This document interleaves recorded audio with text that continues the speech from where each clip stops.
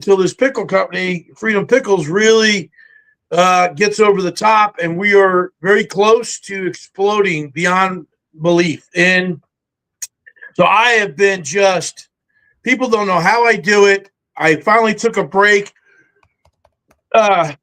like in October for 10 days, but I was up early in the morning. I was in Hawaii. I was up early in the morning before everybody else wakes up because they're 6 hours behind, working till everybody else got up, and still, it's the grind. When you have a dream, you have a vision, you have a mission, you got to keep like a pit bull. You got to stay on that bone, man. And that's what I did. And then I hit my 60th birthday on December 3rd. So I had a lot of reflection, a lot of, I really was trying to forget this birthday, but it was really 6 decades of reflecting of the things I've done, the storybook life I've led. You'll never get to read it. I got a couple other books you can read, but you will never read that book because there's a lot of shit that went down in my life that I want to protect the grandkids from knowing about. Poor guys got to watch their grandpa's naked ass on TV as it is. So, but I've lived a blessed storybook life. I'm on my third career as an extreme entrepreneur, and I've just been blessed. And I realized that, and everybody helped me realize that. And so I've had an amazing New Year's. I took off and went to the mountains, and was hiking and just sitting under, the stars, and brought the new year in, reflecting, resetting, recalibrating, and understanding that 2026 won't be like 2025. It wasn't bad. It was just, I did a lot of great shit, but there was like no focus or organization or rhythm to why. Right. I felt like a ping pong ball, just flying down the damn highway. And I know this year's, it's going to be focused effort. It's going to be put the cap on the pickle jar and finish this up. We're really proud because December 23rd of 2024, we were in our proof of concept. We had 3,000 jars of pickles. I put the first ones on the shelf that night in 2024 on December 23rd. 100 days later, 3,000 jars out the door and proof of concept. Roger, we went in the initial launch phase. 6 individuals, which is our main effort in this thing. 1 year later, we produced 10,000 jars. And we went from 0 stores to 68 stores, and a really successful website at freedompickles.com. Filling orders. We have America's Pickle, Freedom Pickles, the best tasting, crunchiest, and healthiest pickle in America. 90 on the Yoke app, healthy salt for your body, 2-year shelf life. It's on the shelf, tastes like it should be in the refrigerator section, like a fermented pickle. Literally no junk, no bunk, no dyes, no GMOs, no hardening agents, and no preservatives. Nothing like the other guys. We are it. And we are coming to march across this country. We declared a war on soggy pickles. We will not rest until we have a pickle in every refrigerator, on every picnic table, and at every barbecue across this great country. Why? Because America deserves great pickles, healthy pickles. And go ahead and get you a jar of Freedom Pickles that tastes why. Boom. Jesus Freedom never God. tasted so good. Boom, never. And listen, I'm going to tell you what. I've had these, no lie. Okay, so your wonderful friend Jason and you sent me a box of pickles. And let me tell you what, dude. They're in the refrigerator, so like it's not in main view because I don't want them eating them all. I've already dusted a jar and a half. The first jar did not last, but I don't know, a day or two. That's a record because most times when you open the jar, it doesn't last an hour.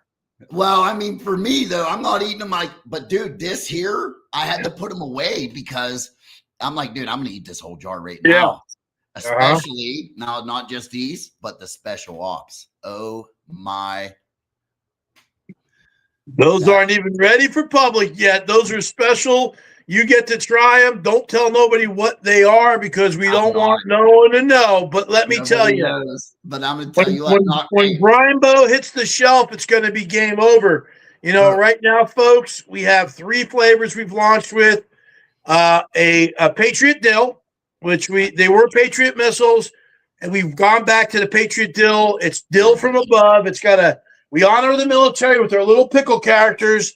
You know, there's a little Sergeant Pickle Cruncher, a World War II paratrooping pickle, and we've rebranded some of our logoing and stuff, but that's our main mascot. And then we have a Firework Frenzy hot and spicy pickle, which is our Air Force guy gonna smoke them. And then back to Jersey and New York, man. You want a deli barrel tasted pickle, you get our Gunny's Garlicky, which is our Marine honoree. They're in the Garlic Corps, not the Marine Corps. Gunny Hardway, a private garlic pile. That's my best pickle out there right now. It's my favorite pickle. We had slices. We had to discontinue them because it was a little costly to fill up this jar with enough slices. And look at that. This is the last of the still slices on Earth. You know, I've been like saving them, and you know, I like to snack on them slicers, man. We do crinkle style. We're working on a deal with Bojangles. They want our pickles for an upgrade with their sandwiches.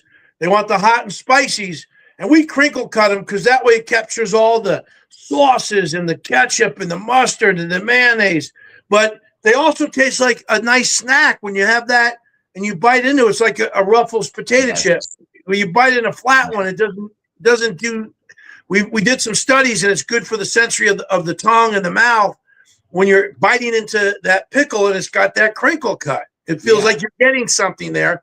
And we have invented, well, we better not talk about it, but there's another special one that no one's done yet. And we've invented a pickle that no one said could be done. It's a special slice Bojangles wants. It's going to go great on those chicken sandwiches.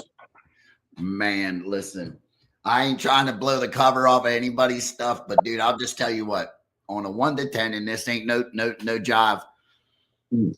Both jars that you gave me. Well, wait, hold on, time out. Let me just tell everybody how this all went down in the first place, real quick, right? Right. So I meet EJ at a event in North Carolina. I was eating a pickle the second day he come in, and he walked right up to me and he's like, "Is that a so-and-so pickle?" We won't say no names or anything like that, right? And I was like, "Yeah, it is. Why?" And he's like, "Throw it away. Ain't no good." I was like, "Oh, I'm hungry, bro." He's like, "No, I'll get you some good pickles," right? And sure as shit, a box ends up on my front door. And on a 1 to 10, I'm going to give you a 10 on both of them, dude, because like the other jar, we're not going to say the other jar, dude, that was my number one. But dude, that for me, number one, this is like I would only say it because it was spicy. That's the only reason why I put it number one. Right. I like that spicier pickle. We got a nuclear pickle coming out, man, that's going to blow the lid off of the jar. I'm scared of that. Yeah, we got some people that handle it, and I can't believe they do because we use 3 of the top 5 hottest pickles on Earth, or peppers on Earth, for that thing. And we got it coming with a warning label, the red and black candy cane stripe around the label. Yeah, it's got a little waiver in there. Don't put that brine in your eyes because you'll be blind. You know what you got to do is send them a little one glove so they can pull the pickle out, heat it. Yeah, we're gonna probably attach a little baggie to it with some little glasses and stuff. But and it was just great to meet you and everybody down there, and you get it. And here's the thing: every other pickle in this country, and I ain't talking bad about them. I'm a pickle junkie, but I did not think in these last few years I was going to know as much about pickles as I do. You know. And growing up in Jersey, my mother used to catch me in the pickle barrel. "What are you doing?" I'd turn around. I'd have 2 pickles in my mouth. I'm chewing them. She's like, "Well, at least this is a candy bar." I love pickles. But the pickles in this country, because these people are greedy and they want to be rich, they've been poisoning people One company for 100 years. Somebody's going to be 100 years in April next year. They're in the Carolinas somewhere. And they use 3 chemicals in there that will cause cancer. And that's just a fact. And now the new administration is trying to make America healthy again, forcing them to go all natural, but they won't cut the corners because they either have to, they can't use a fermenting agent, so now their pickles are going to be mushy. They can't use a dye, so now their pickles are going to turn yellow within a month. And we use a technique that makes ours lock in the color, lock in the crunch. Not going to say what it is. And it's natural. It doesn't do anything. And it's that easy, but it takes like a 30-minute process to do it. And they don't want to do that because time is money to them. And they use fermenting agents and preservatives. And they're all, anything that says like the eights at the end, ATE, or with a Z in it, you shouldn't be putting in your body. So we're very proud that we have a very healthy pickle. Pickles are the new avocados, and they're popular. We just made a pickle salt, a pickle sour salt, and you use it for popcorn. It's a dill pickle sour. It's a salt. You can put it on your meats. You can do a burger. It's phenomenal. My partner Jason, he's an Air Force guy. He's a New Yorker. This recipe is his grandmother's, Grandmama Marion's. They used to call her the pickle angel. She grew up in the Depression. She learned how to make these pickles from her mom. She used to start making these pickles in these stylish mason jars like we got. And we try to honor that tradition, but we're probably going to switch to a different jar. Still look good, but make the process a little easier for us to hand pack them and faster to eat them. And she used to travel to 3 different counties in New York and deliver these pickles, practically give them away. Hey, you got to make it big enough that you can reach in there and get like 3 or 4 in a shot, dude. You know what I mean? Right now. I mean, think about us hand packing them because we're a handcrafted pickle. We do everything by hand. And think about that. 6 people produce 10,000 jars of pickle in a year's time. I mean, do you go home smelling like brine? I love smelling like brine. We might even start a brine cologne. Hey, I know what else. Hey, aren't we going to make something out of brine? We might. I think we're thinking about something special. I like to cross brand and cross over, and I'm the creative. I'm the branding spokesperson, creative guy. The labeling, the theming, the naming. Yeah. My partner, he's the mad scientist in the kitchen, and but I am a businessman. I'm always forward thinking. We've got an animated commercial with the 3D animation going to come out with our pickles for this year, a 60-second commercial. All of our other pickle characters, once they're introduced, we're working on a feature-length film, animated 3D. And, and then there's merchandise, and then I want popcorn salt. I want a natural recovery drink. I want a beer. I want a moonshine. I want a brine pops. I want pickle mania. I want popcorn. I want those pickle puffs. I want pouches in the gas stations. I want it all. Pickle pouches. Those are really, really good. Yeah. So all in all, the pickle company's Freedom Pickles, America's Pickle. Our first mission is to have the best tasting crunchies and #1 pickle in America and the healthiest. We use a natural salt that's good for the body. The body needs salt. So you eat 1 pickled cucumber a day, gives you all the vitamins, minerals, nutrients, electrolytes, and start in your daily salt for the day. You start with a pickle, drink a little of the brine. You have a hangover, drink a little brine. You're in the sport game and you're getting a cramp, drink some brine. You're running, drink some brine. #2, we donate a portion of our proceeds to a veteran cause. We haven't signed up for just one. We're in discussions with several. But we like to spread the money around for now while we can, even some community causes like cancer and kids. Our third mission is to hire veterans in need, homeless veterans, veterans that are suffering PTSD and others that are having some mental struggles and can possibly be in danger of suicide. We're going to hire them. We're going to send them to an 8-week vet farm program where they learn everything about farming, husbandry, greenhouses, in the earth, equipment, fixing it, everything. And then they come back to us, and then we put them in our little Freedom Academy where they learn how to do the stuff we do. We run it like a military operation. So they're in a familiar zone that they remember, and it helps them heal. We're going to set these up across the country. We've got a battle plan. We're going to take over the Southeast first, head to the Northeast, and then start marching across this country. Currently in 68 stores. Our main biggest store is Harris Teeter Supermarkets in the Carolina region of the North and the eastern portions of North and South Carolina. We're in talks with HEB out of Texas, Flying J's convenience store.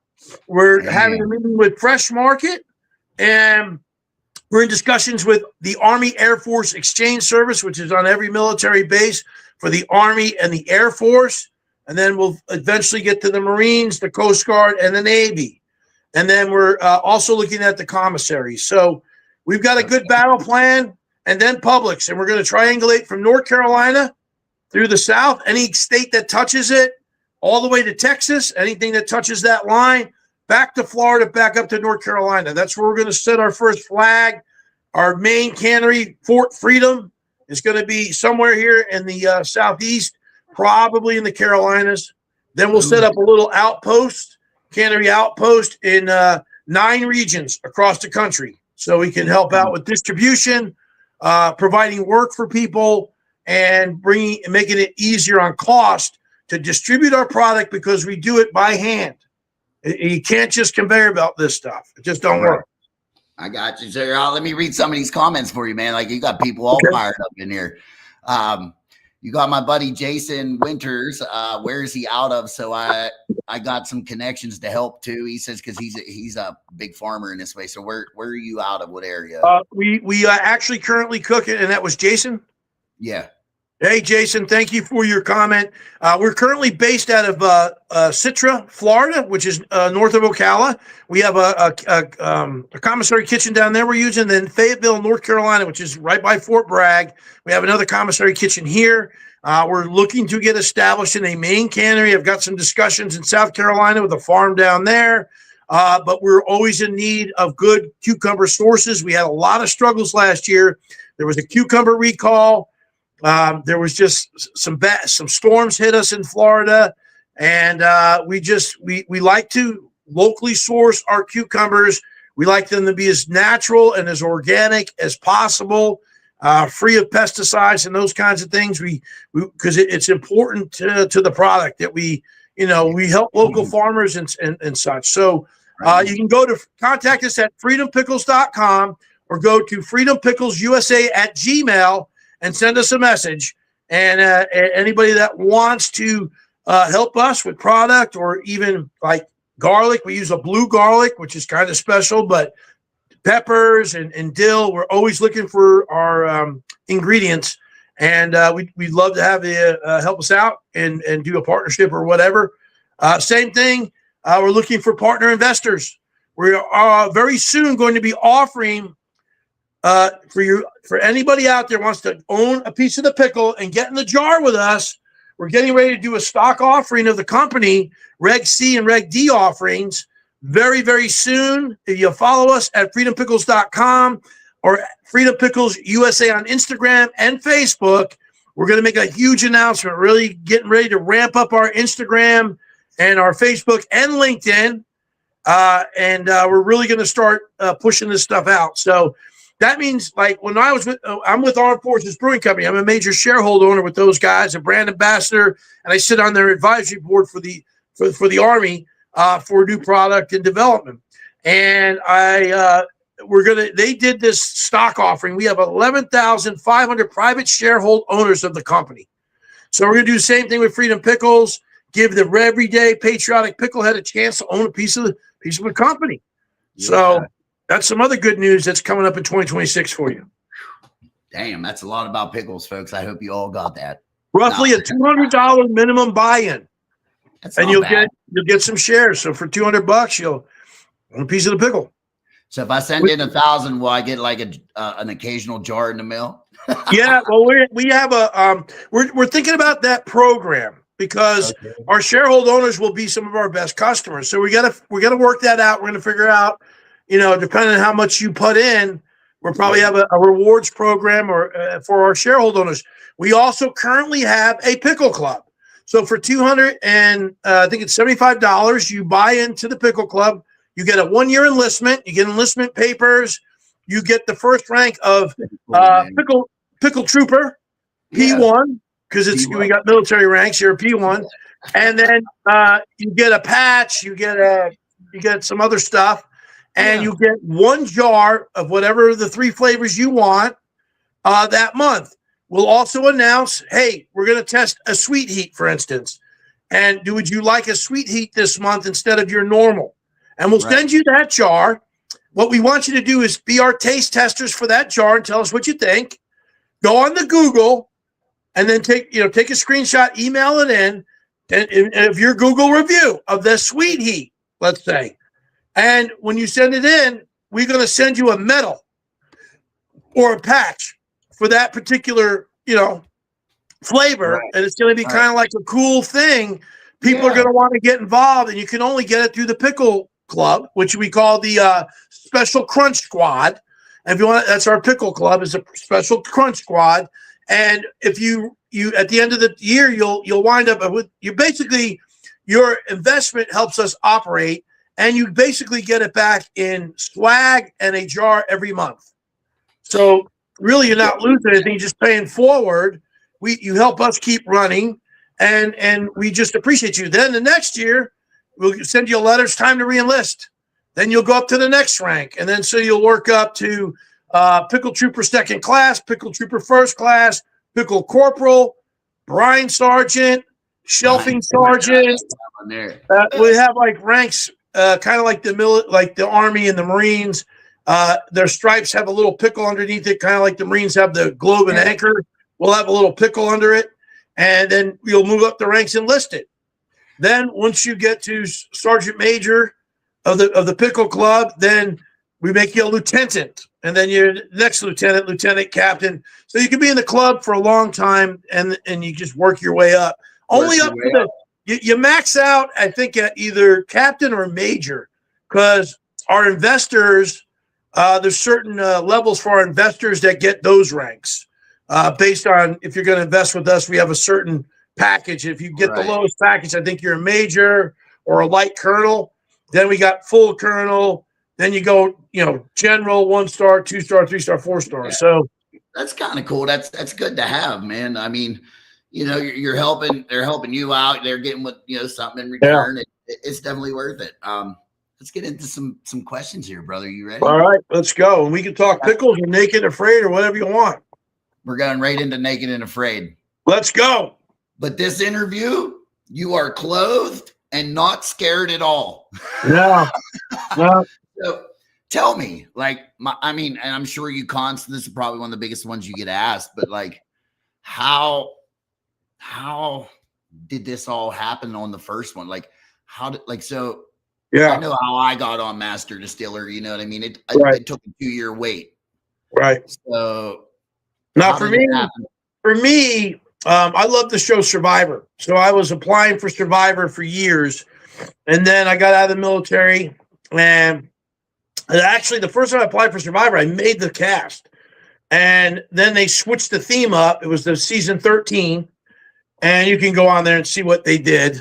Woke up, sort of. But if you know what I mean. And so I was out. And then I kept applying. Then one year they hit me up. It was 2010. They were doing the over 40, under 30 season. And I made it. And then about a week later, they were like, oh, well, we're going to replace you with Jimmy Johnson, the football coach. And I was like, what? You can't do that to a Giants fan. He's a Cowboys coach. But he actually applied for Survivor. He's a super fan, did it 2 years earlier. Survivor saved his life. It actually, he got healthy. He had a heart problem, lost weight, stopped drinking, ate right, did a lot exercising, did everything right. And so he got on. I didn't, but my name started floating around. I started doing smaller reality shows and different things. I was also doing some acting and stunt work at the time. And all of a sudden, they called me up to try out for Dual Survival. They were replacing one of the original hosts, the military guy, Dave Canterbury. So they called me up at the last minute because they have to test 5 people. Well, one guy dropped out and they were looking for a last minute replacement. My name came up. They're like, oh, we got this great survival guy. He's an ex-Army guy. He's kind of big and loud. He's got a lot of personality. And they brought me out there to try out. So I went out there and I tested with Cody. And I did well. But when it came down to the end, it was me and Joe Tedeye. Discovery Channel liked Joe Tedeye's kind of his resume with what he had going on. And quite frankly, his personality fit what they needed in terms of causing conflict and argument between the 2 hosts. And I was a little bit more, they said, more survival qualified than they had seen somebody in a long time. They had a new series coming up and they thought, well, maybe I can consult on the series or whatever. And I said, yeah, okay. Just let me know. So I went out and did another show, 72 hours. It's on my website if you want to go see it. It's the first actual adventure survival race thing I did. And I got a couple other things that aren't out there, like Mountain Masters and First Man Out, the first season, which I helped Ed Stafford build that series. But next thing I know, Discovery Channel, I'm sitting on an island in Fiji, just got done doing 72 hours, called me up. Went out, they're like, we want to build this series. We're going to use you as the main pilot episode. We just got to see who we're going to stick with you. So could you come out to LA? It was like the first week of December. We're going to test you with like a bunch of different ladies and see who's going to go with you. I was like, okay. So I went out there and next thing I know, they're like, yep, we found who we want you to go with. January, you're going out. And so, but every 2 weeks they were calling me and we're talking about this and it's like strip poker. First, we're going to go out with just a little bit of gear, then no gear, no backpack, no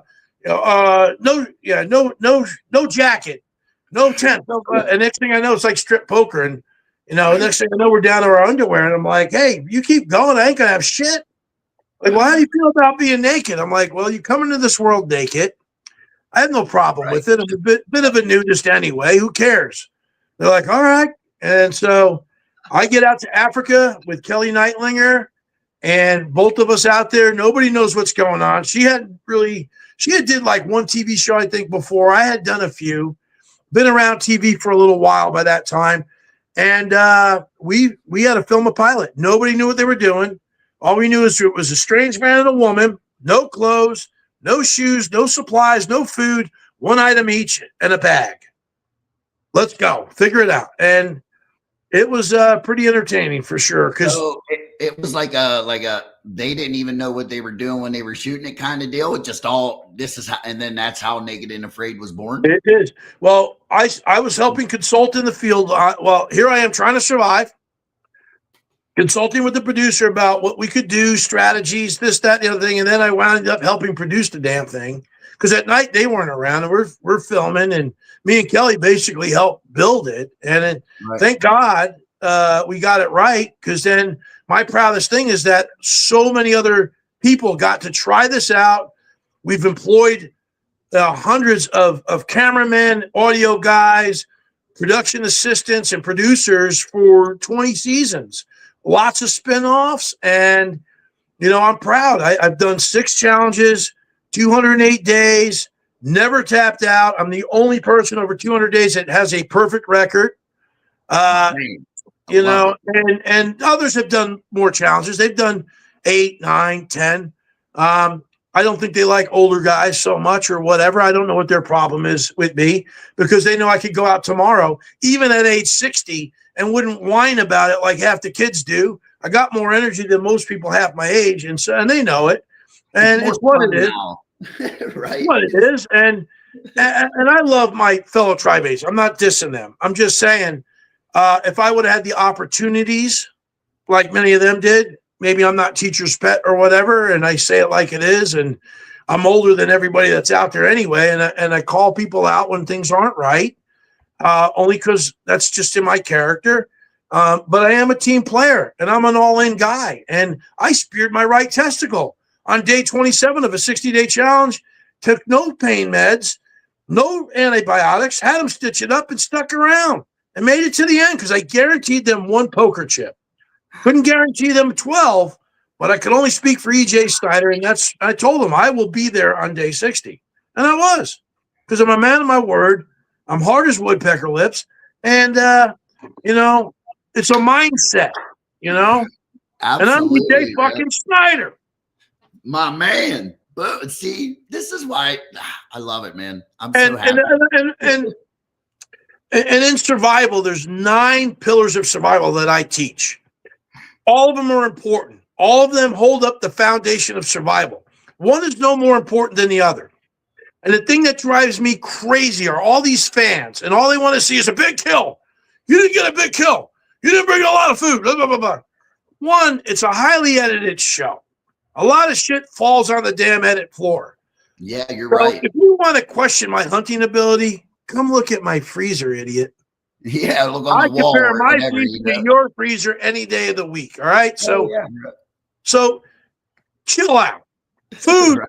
There's a reason it's 21 days, and it's based on the law of threes principle. Can't go more than 3 minutes without oxygen, 3 hours without some form of security or shelter, no more than 3 days without water, or 3 weeks without food. 21 days, guess what? You could make it without food. Some people are not so much because they're a bunch of whiners. It's all mental. Like, I'm on a 60-day challenge. I've got a week to go, and these guys are all, I'm like, listen, I could not eat another damn thing, and I'm getting on that plane in 10 days. Nothing's stopping me. Are you kidding me? I would like some more armadillo. You know what's on the other end of that plane? Food. And what they don't understand, what people don't understand, when it comes to food, it's the smaller meals that get you through. It's the small meals every day get in your system to get you to the big meal. Used to be a bodybuilder, so I pack on a lot of extra weight before I go in there because I lose 1.5 pounds to 2 pounds a day. Yeah, I got to slow that down somehow. And my stomach shrinks, and I just don't need as much food. So I'm not as concerned about eating a lot of meals. Right. I will make it on fucking all the fucking piss and vinegar that's in my bloodstream. I love it. I'm gonna whine about some food. So people judge a lot of us survivalists on these shows about, you didn't bring any food. All right. Well, who humbled themselves unto the others? One, two. What good is the hunter if he comes back to a leaky shelter and doesn't get a good night's rest so he can get up early the next morning to go sit in the blind and come back for the good night's rest? What good is the fisherman and the angler who brings back his catch and there's no fire or firewood to cook it on? What good is the forager who goes out all day in the hot sun collecting roots and nuts and edibles and comes back and doesn't have a drink of water? People, they poo-poo on those menial tasks that have to get done, and somebody has to do it. As a leader and in the military, or as a coach in football, you put your best players on the field where they're going to do the most good for the team. It's about a team effort. Matt's a pretty good fisherman, but I'm not putting the best hunter in the game out there to fish. Matt, go do what you do. Hey, Stephen Amber, I have the worst fishing luck under the sun. You two go get fish. Yeah, right. Hey, you don't go to a steakhouse and order spaghetti. You know what I mean, right? Yeah. So, right. but and people ask why naked. Clothing's your first layer of shelter. You take it away. You take away a physical layer of shelter and a psychological, mental layer. So that's why they do it. And there's arguments between what's tougher, naked, afraid, or alone. Both are very challenging in their own way. I would love to do alone. I would love to have 20 items. Actually, 30 items is what they kind of get. I was applying for the show, and I told them, listen, give me the same common items as everybody else. When they get to pick 10 items to go with them, I'll just take a knife, and they can have the other 10. And if you think that's unfair, then give them 15. Okay? I'll just have a knife. They just need to have a show where they put those people in the woods, and then EJ has to come and get you. EJ has to come and get you. And I got a lot of friends on the loan, and I'm jesting on some of this because some people, you're out there. I do a lot of stuff in solitary on my own. I'm okay being with myself, and some people can't do that. And you've never broken down on the show because they always have something like in that mental situation. There's always that one and there's my kids, my this and my that. And it's there. You got Yeah. it's a mindset. You got to control it. If you haven't settled demons, either on alone or on Naked Afraid, they will come to the campfire and find you and sit with you. So you See, better now, settle your demons before you head out there. right, right. So, like, I mean, when it comes to that, how do I put this? I just feel like you got to be mentally ready before you even go. Number one, right? So, Yep. and then you get out there and it all falls apart because it's totally not what you were ready for or not what you were expecting. But then they got DJ Snyder to walk in the room, and you give this dude any freaking challenge, and like there's a difference, right? So here's the question, right, for you. So when did you know that you were built differently to handle this kind of shit? Like, how old were you when you were like, dude, this is fucking awesome. Don't even bother me. Probably from my childhood days, because I went through some shit, man. Probably Right. figured out very young in life. My folks got divorced when I was very young. I wasn't much of a skull crusher back in those days, more like a stick snapper. And very skinny little guy, very emotional.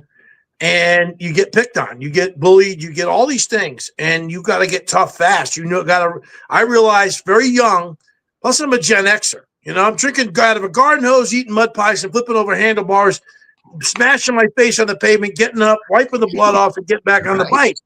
Mom don't want to hear about it. Mom says, get the hell out or I'll give you something to do. I don't like folding clothes, Mom. Okay, I'll go find something to do.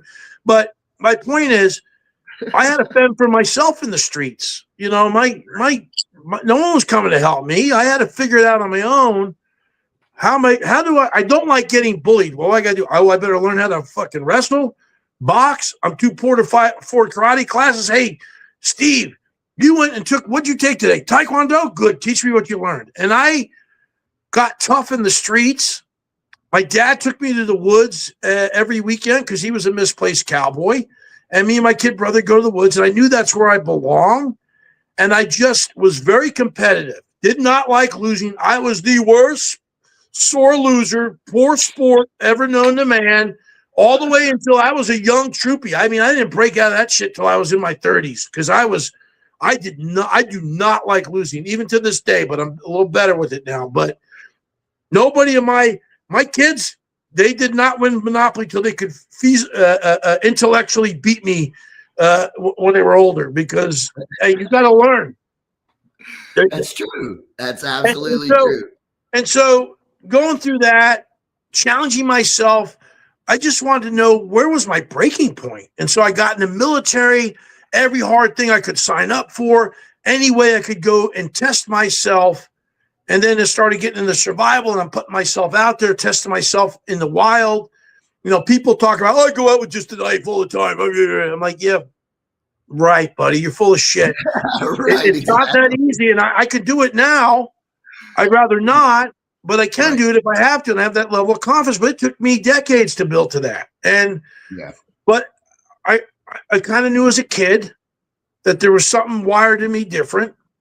And God put certain people on this earth to be able to stand up and say, yeah, it's me, send me, I will do it. I'm a Sagittarian male. So anything you know about a Sagittarius sign, and I'm a lunar Aries, this is Mr. Adventure. That's me. I can't get out of my blood. Right. I seek the truth. I'm very curious. I'm always pushing. I have no filter. I just go. And I will go down with the ship before I quit. It's just the way I'm wired. That's how you're built. No excuses. If you have something in your way in life, you can't make excuses. I never lose. I either win or I learn, and I take what I do. And if I get knocked down, I get up, I dust off, wipe the blood off my cheek, and says, "Is that all you got?" And I fucking come back swinging harder. And I will keep doing that until I'm probably 121 years old, because I got another 61 years left to go on this earth. I'm at my midlife right now. I'm at the midway point. And I honestly, in my heart, believe that's going to be the deal. It's going to be true. And it's a mindset, I just, am I as body strong as it was when I was in my 30s, bodybuilding, 285, 9% body fat with 20-inch guns? No. But I tell you what, when we get done here, I'm going right over there to where my heavy bag is and my dumbbells, and I'm going to be pushing iron because, you know, I set some fitness goals for myself and some health goals for this year ahead. So yeah, if I sit on my ass and I get fat, or I lose muscle and get skinny, and someone wants to try me at some point, I got to be ready to defend myself and those I love. So there's no excuse. It don't matter that I'm 60 because I don't look 60. People look at me and they're going to be like, oh, let's go, dude. And they're going to think they're fighting like a 40-year-old or something, whatever. But, you know, and I'm not saying I go out looking for fights. That's not what I'm saying here. I'm just saying if trouble comes looking, they're going to find it. Right. And this guy. And that's just the way I'm wired because that's a good, like, you can't judge a book by a cover moment right there. Yeah. You know what I mean? Because, like, look, man, if I'd see you in public and didn't know who you were and didn't hear a stitch of your accomplishments, I wouldn't be, you know, yes. What'd you tell me when I met you when we took that picture? Give me your best war face. Ah, there it was, baby. Yeah. Die trying. I wrote this book so people would stop being pussies. You know, it's Die Trying, Skullcrusher's Code for Living, Skullcrusher's Code for Living Hard and Staying Alive. And I wrote this book, and every chapter repeats a lot of things in there, so you hear it repetitively. Because it's like a stove. Mom told you don't touch the stove, it's going to burn. You're like, yeah, okay. Oh, that was hot. Was it really hot? And you touch it again. It ingrains the lessons in a different part of your brain. So it's there when you need it most, and it's now an instinct. So this book, I proofread it, and I was like, shit, I'm not living up to my own book. I got to get my shit together, man. But this book is a motivational book about grabbing life, riding it all the way, man. You don't want them to say, oh, look, that guy, man, he looks great in that coffin. You want them to say, damn, that dude, he was rough. He was rode hard. Yeah, that's right. You got one life to live, so live it. And he does, folks. Wide open, you know, pull all the stops out, you know, don't have any regrets in this life. You only got so many days. There's a Eddie Murphy, when he plays this philosopher or so, he's a guru. And he says, you know, the best you can hope for, not me, you guys, is 75. 75 winters, 75 summers, 75 falls, 75 springs, 75 Christmases, birthdays.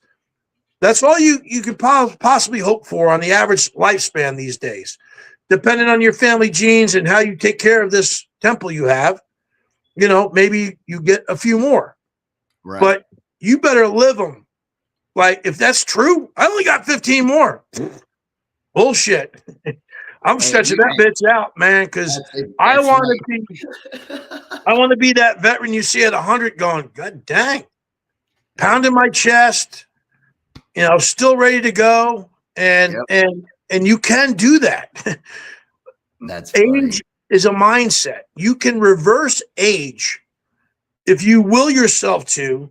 You say your prayers and you put forth your intentions. If you speak in negatives and I can't, and you feel sorry, oh, what's that ache? When I feel an ache, I'm like, oh man, I'm alive. I'm still here. You hear me? I'm still here. and so you got to flip that mindset in life, and you can do anything you put your mind to.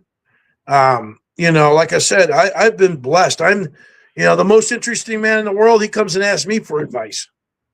I hear you there, man. Hey, listen, I know I need to ask for advice. Probably is going to be you anyway. I mean, and people might say, oh, this guy's an old arrogant fuck, but I'm not. It's confidence. What you might view as arrogance, it's confidence. It's not bragging if you can back it up. But I say these things as a living testament, right, to live a hard life. I mean, people, oh, you got a gray beard, blah, blah. You know what? Don't fuck with the guy that was in a profession where men die young. There's a reason I'm still on this earth. That's right. There's a reason I'm gray. And you might want to pay attention. I might actually have something you might want to learn. I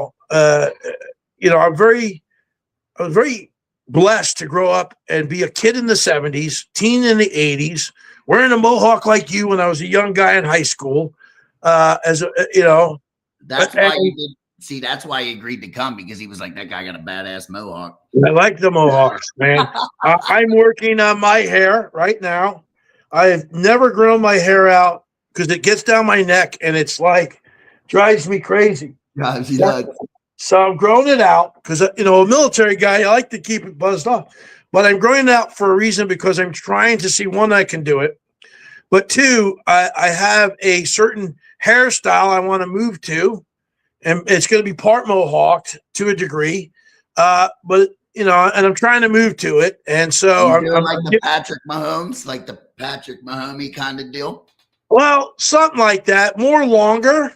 Okay. And I think I posted a picture of it on one of my social medias. If you want to follow me on social media, go to ejsnyder.com. Anything about EJ's on there. I do have some merchandise. We're going to get better at it this year. We're going to add a lot of stuff to it, but my social media links are all there. Mostly IG, X, TikTok at EJ Snyder 333, Facebook EJ Snyder. I got war paint on my face. You can't miss it. I kind of look like that back there. And then on YouTube, it's Survive with EJ's my channel. But I asked AI, what is a fitting long hair look for me that is kind of stylish, in part, badass, but kind of brings out my inner hippie as well. And so it's kind of a mohawk, long, dreaded look, which, with dreads. And I think I'm going to try to go for that if I can make it work. So I got to grow my hair out so long. I got to start with some, they're going to weave in some stuff, but we'll see how it works. It's something new. You got to try new things. Like I said, I'm having a midlife crisis here at 60. So Oh, shit. Listen, hey, Mr. Jason Lawless wants to chime in now. Oh, Jesus Christ. My partner in the Freedom Pickle Battle of the Brine. What's up, Jason? He's saying, please go mullet hawk, he said. No, that's him. He's bald and he wears a mullet wig when he goes out to mess with people. Like dirt. Funny as too funny. I got a hat I'm going to buy you, Jason. Not this Jason, my Jason. It's like a visor, and it's got like bleach blonde, like fire hair like that. Yeah. I'm gonna get that for his ass. Hey, so now while we were at the thing, did you go down and see the candy lady that was there? I did. Yeah, I really. And if you're watching Popcorn Lady and Candy Lady, I owe you guys a connection back. Like I said, my life was so crazy busy. And I've got your cards, and I will, I'm reconnecting with a lot of folks that I just didn't have. I honestly did not have the physical capacity to handle everything I was. I mean, when you're salesman of the year 2 years in a row for Freedom Pickles, and you're the only delivery guy with a truck, that's, it's a lot on you. Makes, the hardtack candy, man. I'll tell you what, it's the lit. For me, it was. So we're going to do that. I mean, I had they had a dill flavor, so I understand a little bit how it's going to taste. And we're going to do a couple different flavors with it. Like our sweet heat, I think would be like almost like a fireball cinnamon candy, which would be really cool. Cinnamon and pickle. That'd be good. Yeah, not cinnamon, but it's our sweet heat. It's our sweet heat flavor. Like I said, my partner, Jason Loveland, he's just amazing in the kitchen. He good cook, and he makes some flavors up. I mean, it's really good. Here's another idea too. When are you guys getting pickle tattoos? Oh, pickle tattoos! Pickle. I have a tattoo. I have got 0 tattoos, and I was actually a tattoo spokesman for a long time. But I have a tattoo I'm getting that. When I carved my initials on the tree in the Amazon, it came out a certain way. And I felt that would be a very befitting Naked and Afraid tattoo for me to get on my left shoulder here. A fan took it and superimposed it on one of my pictures that I had. She did it in black and white. It was real artsy, and I posted it before on my Instagram, and I was like, man, that's the tattoo. I'm going to start with that one, and then I'm going to have like NANA or NAA written underneath one of the letters, maybe centered on with the J, and then have 6 line hacks. You know how you do your line hacks, and you put the 5, and do another one for each challenge. And that's going to be my Naked Afraid tribute tattoo. I've got a super fan here in Raleigh, North Carolina, offered to do it for free. Any tattoo I want it. I have had a back tattoo that I wanted to get for years, but it's morphed 3 times already. So I think I'm kind of settled on what I want it to be, and I am going to get that one done on my back. But one, again, I have certain fitness goals about where I'm going, and until I got my back and lats right, I'm not putting it on there till that's right. So let me just tell you, the older you get, the more they hurt. And that's just, I'm 46. They hurt. For slack jaw sissies. Bro, I'm covered.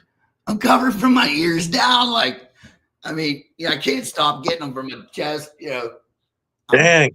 Front, back, and they all hurt. But the older I get, they hurt more, So, I obviously have a certain pain tolerance since I didn't take any pain meds for my balls getting stitched. And that was only 5 years ago. So, bro, that's fucking nuts right there. Literally fucking nuts, right? Like literally. So was there anybody on the show like, cause you were on the one where you met with other groups, right? Yeah, that's the XL version. The XL, right. The very first one I did, as a matter of fact, hold on. I've got something up here. So,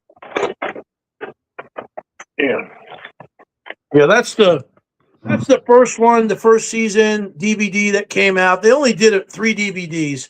So that was the first one. That's me. And then that's Kai Funanau. She's from Australia, award-winning stuntwoman, great survivalist author. That she's one of the fan favorites. That was season 1. Then we did the very first XL. So you had your tribe there. I know I got that light flashing on it, but you can see that. Yeah. And that was all of us, the whole group. So you had 6 men, 6 women. They broke us down into groups of 3 to start out. So you had 2 men and a woman, 2 women and a man, 3 ladies, and then 3 guys. And I was with the 3 guys. I was in the alpha male group. Was there anybody that, like, when you met into that group there, like, was there anybody you felt like, man, I'd like to work with him, or you were excited to meet? That guy right there, Jeff Zouch. Okay. He gets a bad rap, but me and Jeff, he was like my kid brother's late kid brother. Jeff, his name was Jeff. And then all of a sudden I meet this guy, Jeff. My kid brother was the greatest fisherman I ever knew. And then I met Jeff Zouch. And Jeff kept us fed with the fish. Got on those eels pretty good after the first one he and I both killed.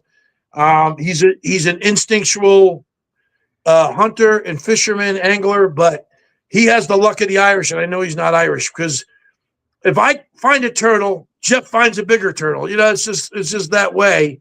But he and I went on to do Dual Survival season 9, 7 episodes together. He's like a little kid. If he likes to antagonize and be mischievous, and people view that as villainous, but if they need Jeff, and if he sees it's going to irritate somebody, it just fuels him more, and he just gets after it. But the first one, you didn't know who was going to be out there really, right. And then meeting Jeff, me and Jeff, I had thought well of him, and back in his early start, he was a bit more of a dedicated Mormon. He's still very religious, but he was, kind of a clean cut guy. And I was like, man, that's somebody I could maybe work with. And then I met, we picked up Shane along the way, and Shane gets a bad rap. But me and Shane, before we met in Colombia, we had been friends for 2 years and only had talked on the phone, and we were very close. And so it was really amazing to meet him out there on the Columbia for the first time physically. You were fired up when that happened, that moment. Like, man. And he was in a little bit of trouble with his situation. I said, Shane, we're not leaving you here. We want you to go with us, brother. If we're getting out of here tomorrow, you want to go with us, we're taking you with us. And he was all about it. So And then going on my, before that, I did my second 21-day, first time in the Amazon. I had Laura Zera. And I couldn't have been more ecstatic to see that little girl. I shouldn't call her a little girl. That badass young lady who's a pack of dynamite, even though she's about 5'4". What a great survivalist. I was so blessed to have her by my side in the Amazon. And she taught me so much, got me back to being more primal with my approach to survival. I was very militant up to that point. And that really... She was really that domino that got me back into real hardcore primitive survival. So how does that mesh together then? Like, so you have, because you have a major military background, like we can, and then how do you turn that into primal? Like what approaches are different? Well, for me, it was taking a lot of stuff that I grew up with, instinctual things that I was developing and didn't realize it. When I got in the military, that sixth sense, that Jedi power people say you have, hair stands up on the back of your neck. When I'm out there clearing a route, I'm on the point guide, I'm looking for booby traps, and I feel that warning. It's the universe telling me, hey, use that the same way in survival to understand wildlife behavior, but know where the bad stakes are, where trouble is. It keeps you alive. And to tap into the universe spiritually that way, and to do things that are, I'm part Native American, so that for me to get back to that and touch that again and feel what that was, it makes you a more well-rounded, more capable survivalist, because you're tapping into not just my military stuff, but now actual primal survival. So the fact that when I went on dual survival with Jeff's a great outdoorsman. He's not a trained survivalist, or some techniques. He's more of a MacGyver guy. So he's an outdoor guy. So I had to take on all the stuff that the bush hippies used to always do. And I'm the military guy. And now all of a sudden I'm like, oh, I'm doing all the survival shit. And this is a flip, because Jeff's doing more, modern techniques, and that's okay. For me, being older and having a lot of experience as a leader and dealing with all backgrounds and people, I found myself in a lot of situations with people having to meet them. And you got to, like, let's say you're going to go meet each other halfway for a compromise. Right. I always had to go to the halfway point, and they'll go halfway again. And then to meet most people. And that's okay, because I get it, and I'm the older guy, and it's just what it is. And see, man, here's the thing, though, dude. You can't always look at yourself as the older guy, right? Number one. So it's just like me winning the show, right? It comes with bragging rights, man. Oh yeah. Right? Well, you get them, and then you got to brag about what you do, and that's you're not even bragging, right? You are a very declarated person. You have a lot of accomplishments, man, and you have the right to be proud about that. And a lot of civilians, though, don't understand the military. So what they view as anger. For instance, we and Laura got into a bit of a only fight we had out there over the eel, and I was trying to lighten the situation up. I could see she was a little tense about it, trying to make some jokes, trying to lighten the situation up, which fell flat. Although it was for great TV. Hey, Mr. Eel, you mind if I take this stick and shove it up your brain cranium? Huh? Thank you very much. Well, that caused a problem, and I didn't want that little stupid thing to hurt our teamwork, which was way more important to me. I'll throw that eel in a damn river and let the piranhas eat it. That's to me. And but she just got done telling me this thing could put 650 volts through your system. It could kill you. And I'm like, oh, well, I got to go to a place that I know in my library at that moment was just the military. If I'm going to kick a door in and there's 3 fucking terrorists on the other side and I got to blast them, it's either me or them. And I got to be fast, I got to be deadly, and I got to be on it. I got to get amped up, and I got to have the warrior spirit. And she viewed that as anger and didn't understand what she was seeing. And she did come from a place of compassion when dispatching an animal. And I I had to relook at that and say, you know what? I don't have to do that to an animal. This isn't Al-Qaeda on the other side of a door. This is an animal that's going to save our lives. And then in that moment, it was a great lesson for me. I had to walk away from the situation, collect myself, put the ogre back in the closet, lock the door again, because I always say don't let the ogre out. Because I really try hard to keep that guy locked away because he's there when I need him. Special set of skills, break glass in case of war, let him out. But, that should be your tattoo, break glass in case of war, dude. I can see it now, bro.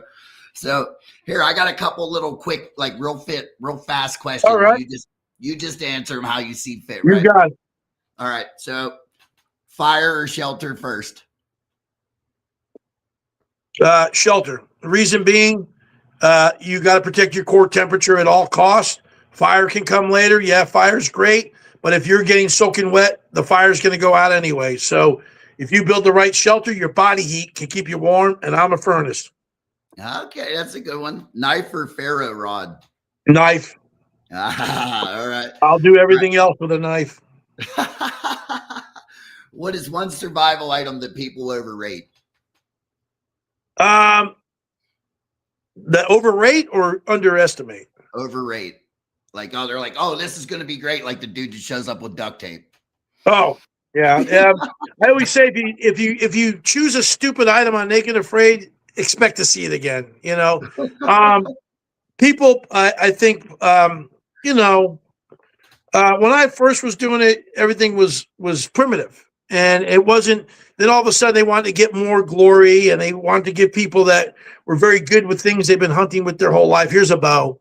And now, oh, look what he's doing. I'm like, well, I would be upset if he didn't hit something with the bow because he's been using it his whole freaking life. So, duh. Of course, I would say the thing people they overthink tools altogether. You know, oh, I got this great knife. It's like tools have certain purposes, and they all do many different things.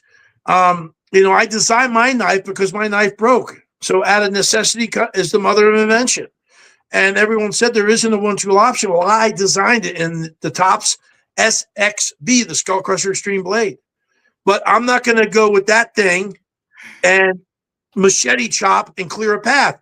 I'm going to take a piece of bamboo or a stick and I'm going to cut it down and make it sharp on the edge and use that to chop. I don't know. That's like you said, duct tape or things that, you know, my 3 top items are never going to change. Fixed blade knife, magnesium fire starter, and some form of a pot to boil and carry water in, like a Coleman Camp coffee pot. Right? So, I mean, that's really what they give you anyways, right? Well, yeah, because everything after that depends on the environment. Mosquito net, maybe a tarp, paracord. Duct tape for me is about 4, maybe 6 or 7 on my list of 10. I mean, it's a good item. I'm not knocking it. I use it for stuff, but it ain't going to be up front. No. It might be have the good in your bag. Like, let's just have this back here in case, you know. Yeah. I mean, I wanted to take a sling bow into the Amazon. Ooh, yeah. And they were like, oh, that's too modern. I'm like, you let people take a slingshot. You let people take a bow. Mine's got them combined, and I'm very good with it. What's the difference? Yeah. Well, Matt's got his bow. I'm like, well, I got my bow. Oh, well, I'll take this fishing kit. Well, Jeff's the fisherman. He's got the fishing kit. What else you got? And I said, well, I got snare wire. That's real exciting. And I got my sling bow. Let me take my sling bow. And they oh, it's too techy. Here, take this Cayman spear for us. They make it locally. I'm like, I've never used this before. Well, we think you'd be great with it. Blah, blah. I'm like, give me the damn thing. And so I go into the Amazon for the second time with an item I didn't choose. Right. And then I get to camp, and the only thing laying around, and they know how I think, is a blow dart gun, which I've never used in my life. So what do? I want to better my chances. It's better than a Cayman spear. Let me get this thing. And I find a frog with poison on its back. And the only thing is I wasn't wise that the metal darts, the poison evaporates off the metal dart. The wooden darts I also had, I didn't think would stick in the animals that good, but that's what they use in the jungle. And the poison sticks on the wood. So I'm getting beat up because, oh, you're not hitting the broadside of a. I'm learning in the most dangerous jungle on earth how to use a blow dart gun for the first time. Give me some slack already. People don't see that, man. You know what I mean? And like you said earlier about like certain shit doesn't make it on TV. Like a lot of stuff doesn't make it on. You just got 2 snakes. You think there's a reason I named my island in the swamp Moccasin Island? Right. Do you think? Well, they didn't show you eating 26 snakes. I'm like, they think you're smart enough as a fan that you're going to know if I got 1 or 2, I probably got a few more. Well, you want to watch me eat 26 snakes for an hour? Is that what you want the show to be about? It's just. So, what about the eels? Did you feel anything from those? Did you get zapped? Fuck yeah, bro! How was that, dude? Like, what do you compare? You remember when you were a kid and you pissed on the electric fence and it shot you back to the barn, and you're like, "What the fuck?" Because your mom said, "Don't touch the fence." You're like, "I'll just piss on it. I'll just piss on it." Yeah, that's EJ Snyder Neanderthalism. Me and my kid brother piss on the electric fence, throw us into the barn like getting kicked by a mule. We hit that eel. Jeff hit it 4 times, and on the 4th time he hit that eel, the shock went up his arm and hit him in the heart. And I grabbed a hold of him. He could see it in his eyes. I had him sit down, take a break, give me the knife. I went in there. I'm bigger. I'm burlier. I hit that damn thing 7 times. But on the 7th time I hit it, or no, the 6th time I hit it, it hit me in the heart. And I was like, fuck. I had to take a seat next to him. We're sitting, and here comes Shane, the electrician. And he's been zapped a ton of times. Give me the knife. I'm like, okay, Shane, I'll hold the stick for you. I go hold the stick again. I get zapped a 7th time, and he comes behind and he hacks that thing in 1 shot. Yeah, he gets hit, and he's got it cut in half, and it's done. But that thing whacks you hard, man. It's no joke. No, I know. Joke. Because those things, they will bite you, and then they will try to wrap around you, and they will keep zapping you until your heart or your respiratory system shuts down. See, I did not know that. That is defense mechanism. There's some videos on YouTube. You can see them attacking caiman and other creatures that bite them, and they start electrocuting these animals, and then those, That's crazy. So, like, feeling that for the first time, was you just like, I ain't fucking doing that again? I had a certain tolerance for electricity and certain, like I said, I have very high pain tolerance. Right. And when you want to, and this was on day like 25. So, we hadn't had a real big meal like that. And the last time I stuck the eel behind the head, it was either in a hibernative state or whatever. I never got shocked the first time, or I had such a great shot and severed its spine on the first shot. So is that what you have to do? You gotta break its head, the spinal cord behind the head, cut it off, so it can't charge back up, and it's done. And so you got to do that. And so the first time I dealt with the eel, that never happened to me. So I didn't, I was still cautious, but when Jeff got hit, man, I was like, oh shit. And then, you felt it after that. Yeah. And then in the knife, there was no rubber around the handle. Oh. It conducted straight through to us, so, oh. So you didn't try to use like the spear? No, my knife had G10 Kydex and it was a fixed blade. Okay. So you're still touching the metal. So we tried to use Jeff's kukri, which had a rubber handle, but it still had metal holes on the handle for the pins. Yeah. And it still zapped us a little, so it was a little better, but not like my knife was just, mine and Shane's were both made by the same company, Tops Knives, and it was, you're getting shit, man. It's like, you're going to feel it. Hey, listen, it makes for great TV, though. Go check it out on YouTube. Bro, you make for great TV. You're an awesome dude. Listen, I'm the same way I am in real life as I am on TV. People meet me and they're like, "Oh, you're the same way you're on TV," and other than the "Hey, I thought you were taller or shorter" kind of thing. And then, but I'm very approachable, and they're like, "Oh, you're a real good guy." I'm like, "Well, I have many facets to me. I'm an ogre. We have many layers." I didn't want to fan you, bro. I really didn't when I seen you in North Carolina because I get that way too. You know what I mean? Because listen, you're Naked and Afraid is on all the time. Yeah. all the time. I can't tell you how many times I've woken up in the middle of the night and seen an episode or you know what I mean? Like, and it's just I happen to be the insomniac repeat episodes. Mine are always on after midnight. But I'll tell you what, the one thing I didn't expect coming from doing Naked Afraid, the first time I did it, I got all these messages from emails to social media messaging. And people would say how this show and seeing me in certain situations changed their life and for the better. Got off the couch, started exercising, was having trouble with addiction or at school and fixing themselves to the point of saving lives.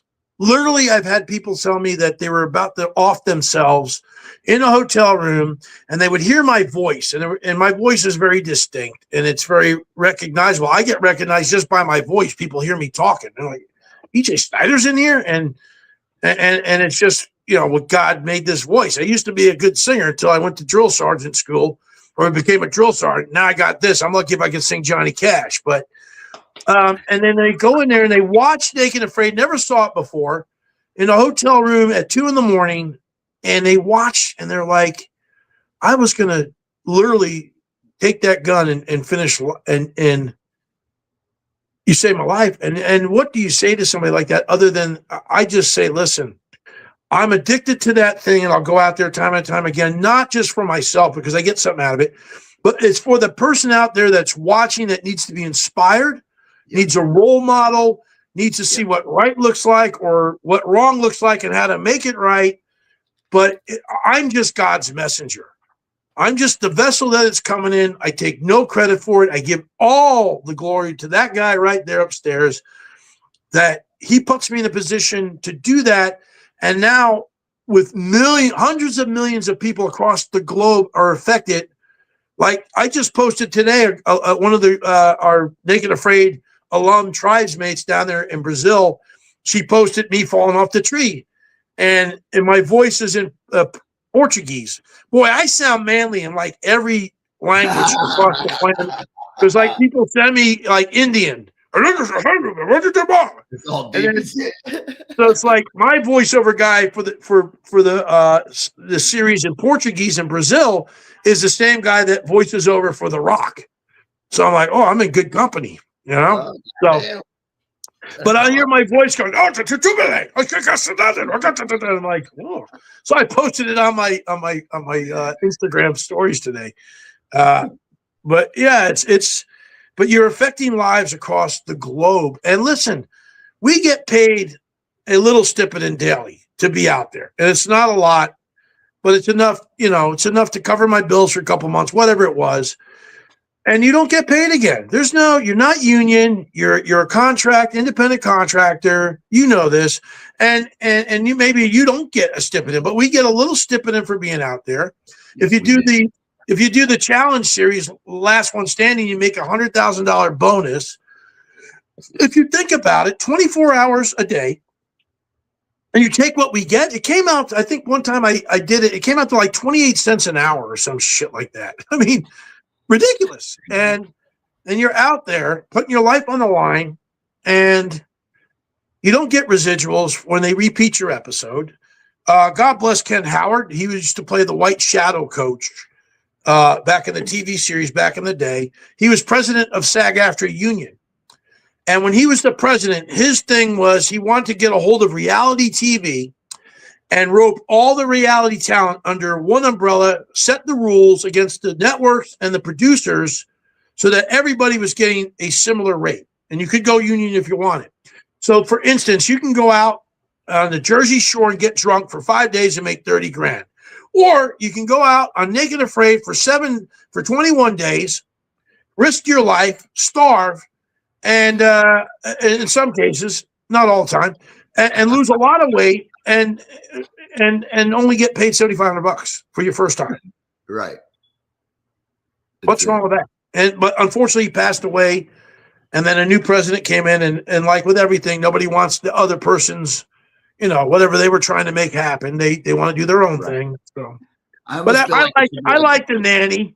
The nanny I was a fan of the nanny. Fran's great. He was a good president. Now Well, we got listen, Sam.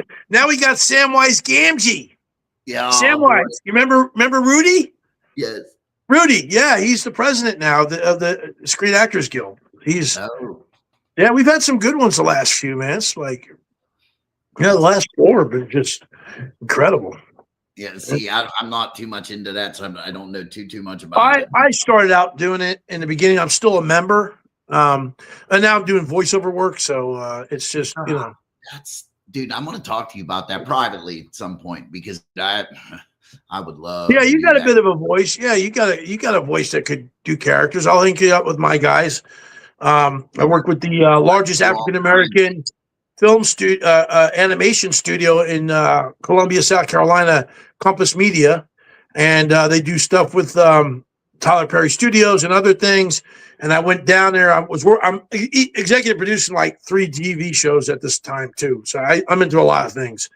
And I went down there and talked to my one guy, Little Bo. He's a former rapper. He hunts with dogs, and they make bets on things. I didn't know that there was this thing going on, and it's really interesting.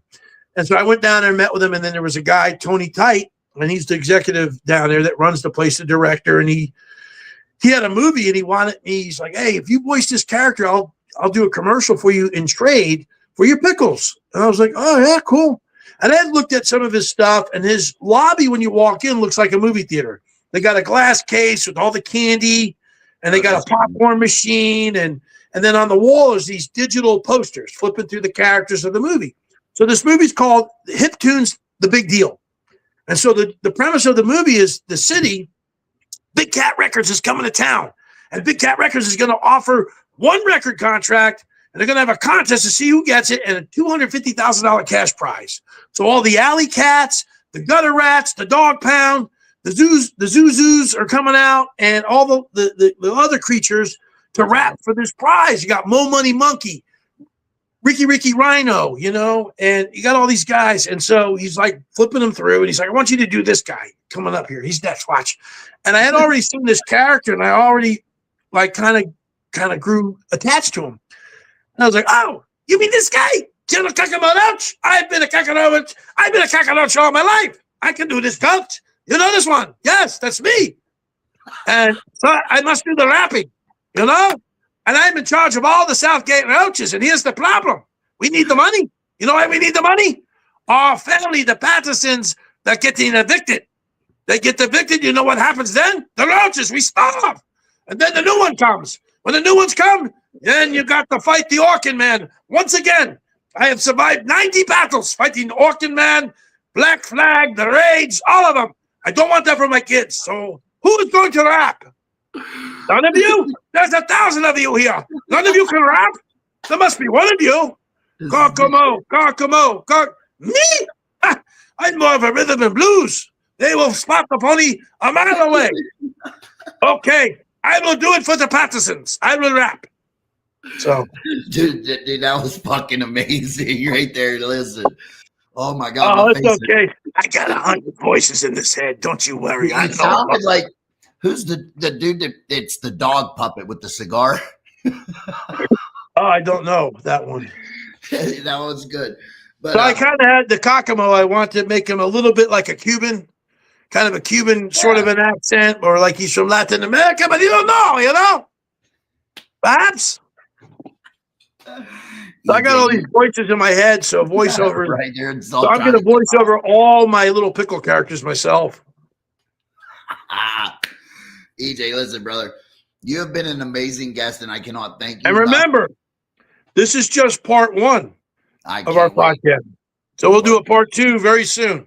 Hey, when you do your podcast, I'd love to be a guest. Well, I'm working on doing lives because that's about all I can handle, I think, right now. A podcast requires dedication, scheduling, and you really want it. Well, if you really want to rock it, I know you're doing great, and I'm glad to be a guest for you. And I'm a very good professional podcast guest. So I've got a nice backdrop here. I'm working on my little spot here, but I want to start doing more lives and then figure out what is my podcast going to be. And then when I figure that out, then I'll just do it myself. And then I'll force myself to make sure I'll keep it light. I'm not going to do the whole, hey, we got to produce it and all. I'm going to guerrilla style my podcast. You know what? I'm sitting here thinking too. Like, if you want background ideas, also, man, you could always like kind of make it look like a bamboo hut behind you or something. I'm more than just a. See, it is a thing. Many people go on Naked Afraid, and that bead becomes their identity. And I'm military. I'm a lot of things, like I said, but I've never let anything identify me or become my identity. Yes, military is a part of me. Being the number one ranked survivalist in the world is a part of me. Being a Naked Afraid survivalist, dual survival host, it's all part of me, but it does not define me. These other people, it defines them. If you take the necklace away, they go into convulsions. I only wear the necklace when I go to events, and I mainly wear it for the fans. It's very sacred to me, though. Those beads mean everything. I saw them beads. That's the first thing. I was waiting for you to be like, eyes up here, Jason. Because I was looking at your necklace, dude, and I'm like sitting here thinking, it took me a minute to process. I'm like, holy fuck, he's got you get them when you are on the show, right? Well, not necessarily. I had to steal my first one, and that was on the third challenge. They didn't give them to you. Now they kind of give them to you, but some people got them and they tapped. And to me, that's your Super Bowl trophy. If you want to say you showed up and participated, then wear the bag. Because if you tap, whether it's medical, the producers tap you, or you tap on your own choice, that's a tap. Any way you slice it. And, and to me, I saw one guy, he's wearing two beads. I'm like, why you got two beads? Oh, I was on the show twice. No, you completed one. You get to wear one. And other guys, they want to sell them to the fans and this and that. Okay. That's their game. That's them. I am against it. I'm against any tappers wearing the bead because we go through too much to earn that bead. Yeah. And that's just E.J. Snyder, the godfather of Naked Afraid, saying what it is and calling it out. And I'm not going to, I don't hate him for it. Whatever. Do what you're going to do. You do you. I'm just saying. We work too hard to get to there. People kill themselves to try to get on there like Survivor. They apply all the time. And you just can't, and I made the 6 speeds with the Jaguar just to kind of, others they had the opportunity to make their super necklaces, and they can too. And I'll stand proudly next to Matt Wright with his 8, 9 beads, and Jeff Zouch with his 7 or 8, or Stephen Lee Hall Jr. They're all my fellow legends right there. I'll stand next to all of them with all their beads because we in the 200 club, baby, along with Gary Golding, and I think Max finally got in there, and so there's like 6 of us in that club, maybe 7, and that's great company, man. Like a military organization, I could call on any of those guys. And people say, and you asked me this question, who's the one person that you really want to journey with out there? For me, it was always Matt, because me and Matt are similar military guys. We both instruct survival, because you have a lot of people that get out there that they're not. I mean, we teach this stuff. This is how we make a living. And so for us, it's, this is what we do. And so he was the one guy. He's just a great human being to be around. All of them are. I mean, getting with Steven, when I went to the Amazon, he's my brother, it just. That's cool. I like Steven too. Yeah, Steven's great to hang around. He's so positive. Yeah. And so you never have to, I love that vibe. I can't stand the drama. It's tough enough out there. Leave that shit I get them whining, they're bitching. I'm like, listen, take your ass down to the lake, wash your face. And when the water finally settles, drink it. Whatever reflection you see in there, you thank that person for you being here, and then you come back here with a better attitude. I like that. That's right. My brother, listen.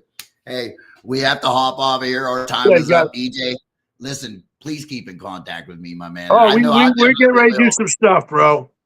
You're an amazing person, and any chance I can, run into you, I absolutely want to. Well, we're doing an event in October. I'm hosting it on the weekend of the 9th, 10th, and 11th. It's the Uwari Bigfoot Survival and Outdoor Expo hosted by E.J. Snyder. It's my first event I'm hosting. in your Warren, North Carolina, tell all your moonshine friends about it. Get the list to me. We'll love to have you out there. Are you doing vendors? Vendors, for sure. We're going to have a moonshine alley. Well, they already have one of those at Maggie Valley, so we might have to call it something else. But hey, whatever. I steal everything. They can kiss my. Yeah, okay, no moonshine alley. We'll figure out something else. What do you call it? You're the awesome. moonshine still lane or something. Yeah, there you go. There you go. The line arm. There you go. It's the line arm of the road. So, but we want you to come. We want all your moonshine friends to come. Any survivalists out there that are instructors or vendors that go to the outdoor Bigfoot events, Bigfoot cryptid type people, just get a hold of me, ejsnyder.com. Email me, Skullcrusher SG or MGR, Skullcrusher MGR at yahoo.com. We'll love to have you. Freedompickles.com. This guy. Freedompickles.com. Check out our pickles. ejsnyder.com for everything EJ. Go get my book, Die Trying, on Amazon today, along with Bad Days Are Coming, folks. My first book, Emerge Your Own Preparedness Guide, gets you everything you need to know to get ready for bad days ahead. Boom! Hey, EJ, my brother, thank you. Hey, it was perfect timing. Look at that. Made it through one whole beer. We're good. Hey, brother, you have a good night, and I appreciate your time. Thank you, EJ. You too, buddy. We'll talk soon, man. Love you. For your service. And everyone out there, stay naked, survive on. Yeah! America. My man. Boom. Hey, we are done. Hey, thank you so much, EJ. I appreciate you. Your Yeah, time. brother. I enjoyed it. We'll do it again soon. I can't wait to drink some pickle shine with you, big dog. Hell yeah, buddy.